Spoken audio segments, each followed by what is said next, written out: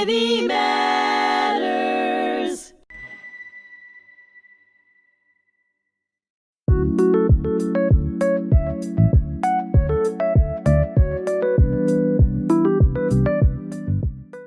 Hello, and thank you for joining in to Humanity Matters Through Art. I'm your host, Ranelle Wolf, and I'm bringing back part 2, Rabbi Josh Franklin from the Jewish Center of the Hamptons. We had a really great talk in part 1, but I think many of you people, my listeners, want to understand, how do you become creative? You know, Picasso said we're all born creative. It's just that we lose it. And so I would like to open up this session with Rabbi Josh. And since we know how he's become a rabbi and we talked about coming forth, what I'd like to ask him is, Rabbi, when you prepare a Torah portion or a lesson, how do you approach it like an art form?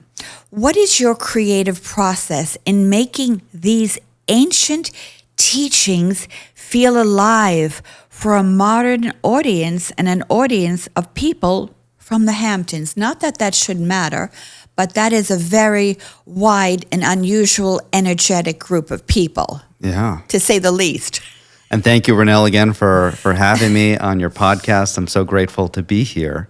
I will say that my creative process is probably different than most other people's creative processes. And that's fine. Everyone needs to find their own space and their own creative mindset. Mine, I think, comes primarily from being in a place that I write about called being in the midbar, being in the wilderness.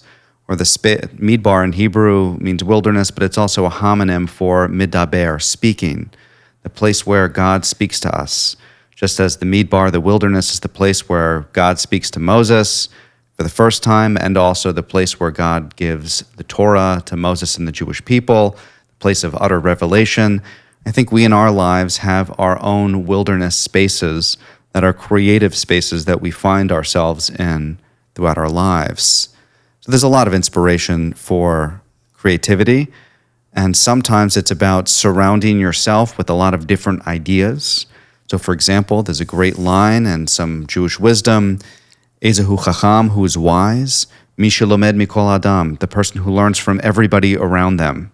Beautiful. But you know what, and I do. I read a lot of different books and a lot of different people, and that's great and all, but that's about knowledge, not about creativity. That's about understanding different concepts, but creativity is really about synthesizing the different concepts that you learn about. And it doesn't come from a space of being deeply engaged in reading a lot of different materials. The synthesis process actually, I think, comes from somewhere else. That comes from the wilderness. And I will tell you that once a year, what I generally like to do, and this is not metaphoric, this is quite literal, I do go to the wilderness.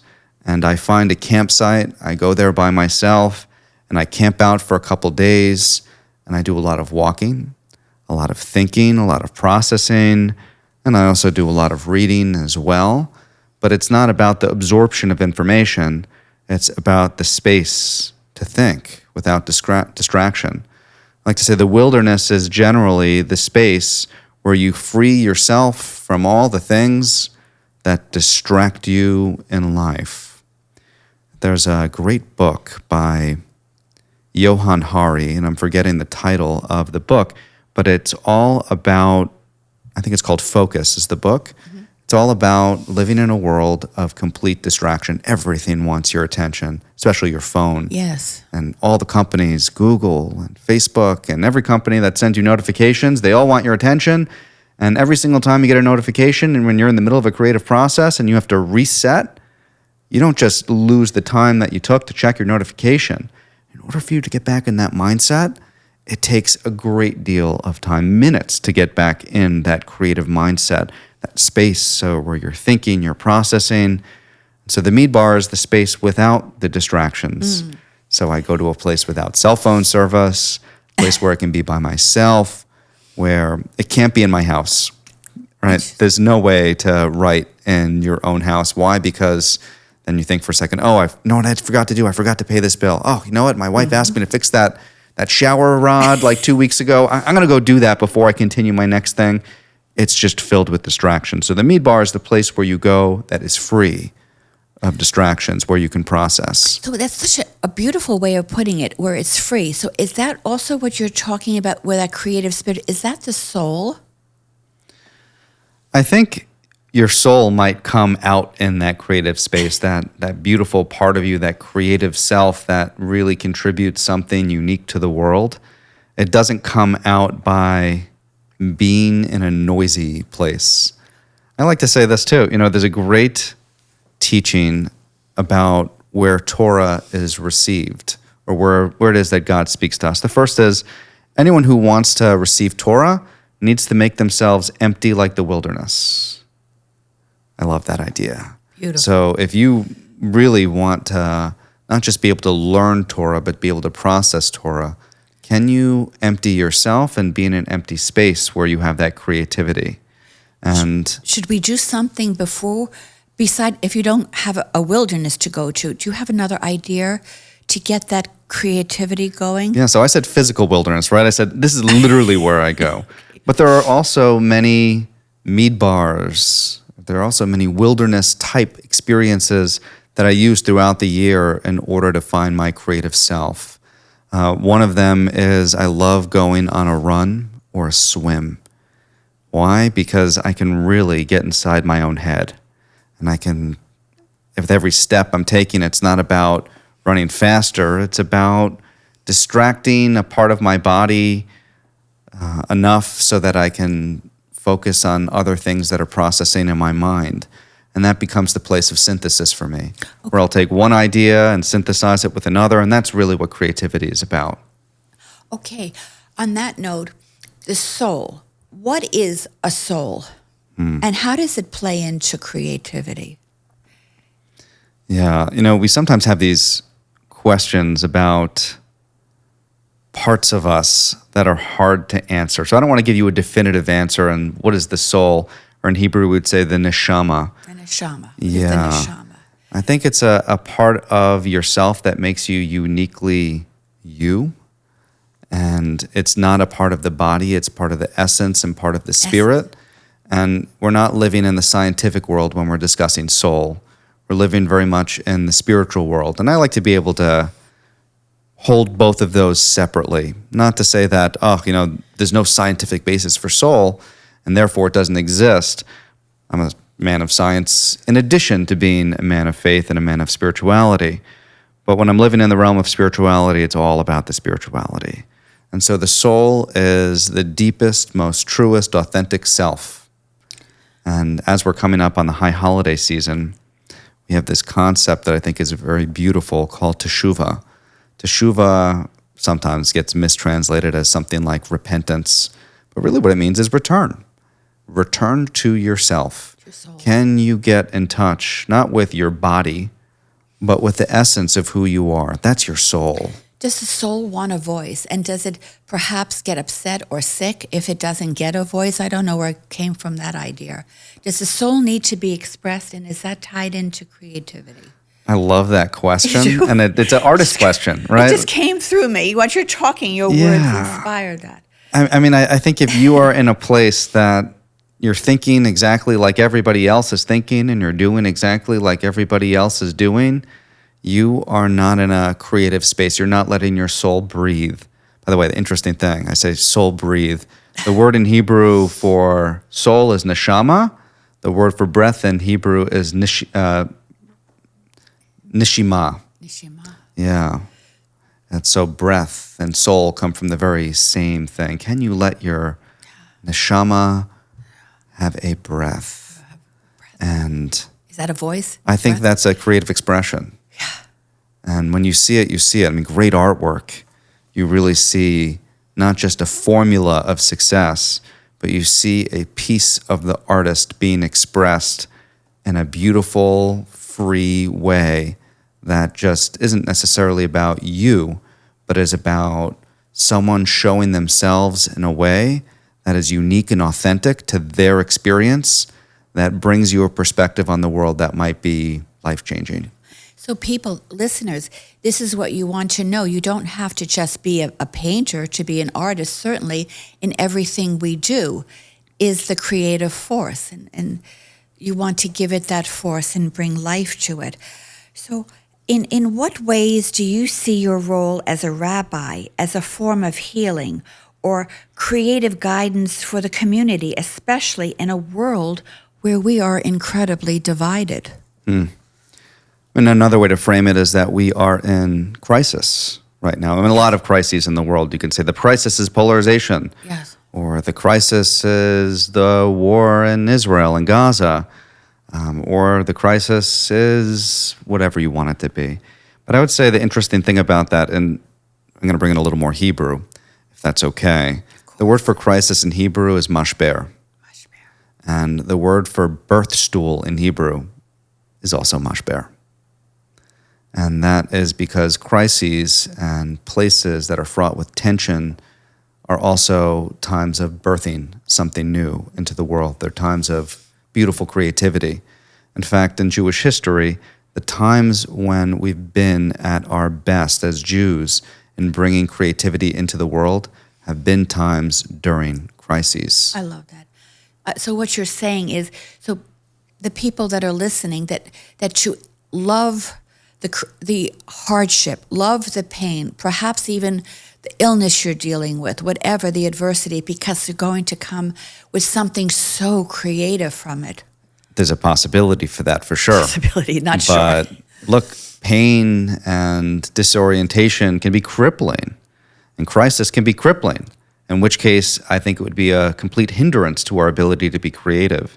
The ability to channel crisis and turn it into an opportunity is not as easy and nice as it sounds. I mean, there's that expression, I think Rahm Emanuel said it and got essentially criticized for saying it. He said it sometime after 9/11, never let a good crisis go to waste.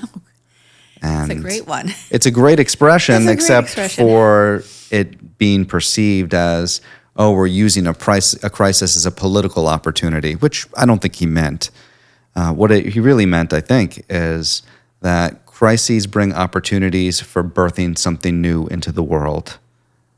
And that should be, as anybody, to use your pain, to use your raw emotion, to use your vulnerability in order to bring something new into the world. And there's beauty in brokenness, and there's inspiration in brokenness. Maybe as a little bit of an aside, there's a great Japanese art form called Kintsugi. Have you heard of this? No. So Kintsugi is where you would take a piece of pottery and break it, or if it's already broken, that's okay too, and you would glue it back together. But instead of gluing it back together with no seams, like with crazy glue, you use this red or gold lacquer within the glue so that all of the fractures show. And so when the brokenness comes back together, it's more beautiful than when it started. This is beautiful. And that is an ultimate expression of how brokenness can lead to even a higher level of wholeness through creativity. And I always see that metaphor as being really striking, especially as we're living in difficult times. Well, you have that fire in you and that burn, and there was something in the Shabbat, the book, and it says, or I'm asking you, what makes a fire burn in our soul? How do we use that metaphor to jumpstart that fire in our soul? Perhaps without having the catastrophe. Could it happen like maybe everything is good? How do we get that passion when maybe we don't feel like going into the studio? We don't feel like making that Torah portion talk. You're not in the mood, but you know it's got to get done. We all what a challenging question. Because, yeah, writer's block is real. We've all been in those places where we're feeling, or times where we're feeling less than creative, and we are just trying to push through and get something out there, and then we see what we've done, and it's terrible. It's horrible. And we struggle to become in that, to get back into that creative space. I mean, I've been there. When I wrote my book, there were times where everything would just kind of pour out. And then there were times where I thought I'd be writing a chapter. I was like, oh, this chapter is going to be easy. I've got it. And it was the hardest chapter to write. I'd get stuck on a little tiny thing or chase down a particular footnote because I want to check all my sources and see where this idea particularly came from. And I wouldn't call it procrastination. I'd call it something along the lines of just going down a rabbit hole. That's a little bit of a tangent from where I had originally started. There's pain, there's frustration, but ultimately I think that's part of the process. That you can't always be 100% on 100% of the time. No. And sometimes you just have to be okay with that. So coming with all your knowledge, coming from a father who was a rabbi, not deciding to do this quickly, but you knew this was your calling. And being in the community, in the Hamptons, in this world, bringing in, like last week you brought in, you said for me to understand, think of him as a senator. He was in the Knesset and he spoke. Yeah, so we had Rabbi Gilad Kariv who's a member of the Knesset last Shabbat at the Jewish Center. From many different backgrounds, but doing something that perhaps they never thought that they would do. What would you like the future? What did you want to create in the future? What do you want to be known for? There was once a book written by a Columbia professor who taught art. It's a very tough thing to say, but I'm a teacher and I hesitated to use this, but I once did, was brave enough. And she suggested, write your epitaph. Imagine you're dead and you want to write what your life was about, what you wanted to accomplish. With the rest of your beautiful, blessed life, what do you want to create for the world, for our community, for all people? It's a hard question, and I'm going to tell you why.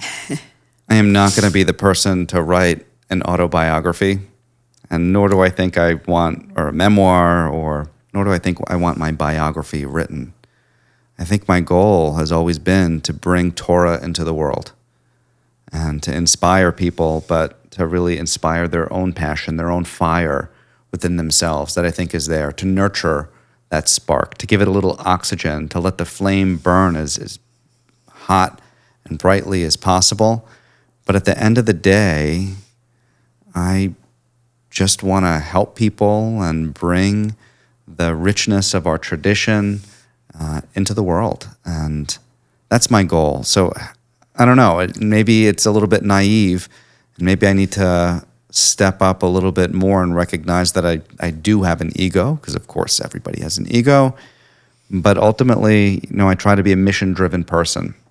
And I've always said my mission is to bring Torah into the world and help inspire other people through Torah. That's my goal. I don't think it has a particular kind of name for it, but my legacy is to see the next generation thrive. Right. And on that note, I just want you to know that this is a rabbi like none other rabbi, Josh, because no one could ever tell me that they go to a place of worship and that rabbi knows everybody's name. We start with a meditation. He knows everybody's name. And I have to end with a very incredible story about what Rabbi Josh, what makes him so cool and special. We had somebody not too long ago. We have a lot of amazing music in the temple. And by the way, it's Norman Jaffe. It's a sacred, spiritual.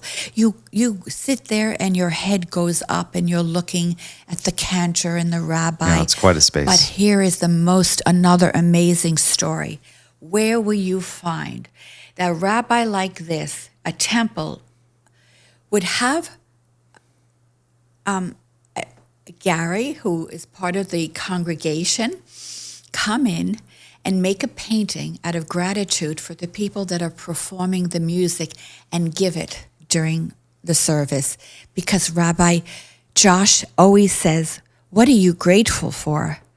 And he made a painting that belongs in the Jewish Museum. It is beyond brilliant. And if you want your life to be uplifted, take care of anything that's ailing at you, and you want to go to the next level, I want you to know about this place, the Jewish Center of the Hamptons, and Rabbi Josh, because there's none like him. It took me 36 years to find him. I want to thank you very much for tuning in to Humanity Through Can I Art. tell a story about you before we conclude, Ranelle? Oh, yes, we do have Because 5 I think minutes. I think it's Thank really you. it's really important to know that sometimes the experiences that happen might be random or coincidental and might lead us on a radically different life path than we were expecting. And I think our meeting feels somewhat beshert, somewhat faded in a kind of way. And by the way, creativity might exist in the same kind of way. Just some little tiny spark might exist that you see, and if you give it a little oxygen, it blossoms into something. And so, Ranelle, you walked into our congregation one Shabbat, inspired to drive quite a distance to simply attend a Shabbat service. And now, and I say this jokingly, we can't get rid of you. And now you're there most Shabbats with us, and you can see in your eyes how inspired you are by our community and how much you've connected and fit in and met people. And I mean, that for me is one of the more extraordinary parts of our community, that you could come in and feel that. And yeah, there's a beautiful thing that happened with one of our members, Gary, who was inspired by the musicians who we have at the Jewish Center, who walked in with this beautiful piece of artwork one Shabbat and just gave it to the two of them out of gratitude. Really extraordinary, but most people miss these small moments. And not just the opportunities, but the moments that happen that are quite filled with gratitude, filled with awe, filled with spirituality, and you might write them off as a banal, ordinary moment in life. Or you can look at them, because by the way, most people are like, oh, that was nice of them. That was kind. And what you saw was what I saw too, which was a moment that was filled with something special that you'll never forget. That was a beautiful expression of gratitude. That was gratitude inspiring, awe inspiring, community inspiring, something that was extraordinarily spiritual and profound. Thank you, Rabbi. I'm going to ask you to close for me with a prayer or words or anything that you'd like to say.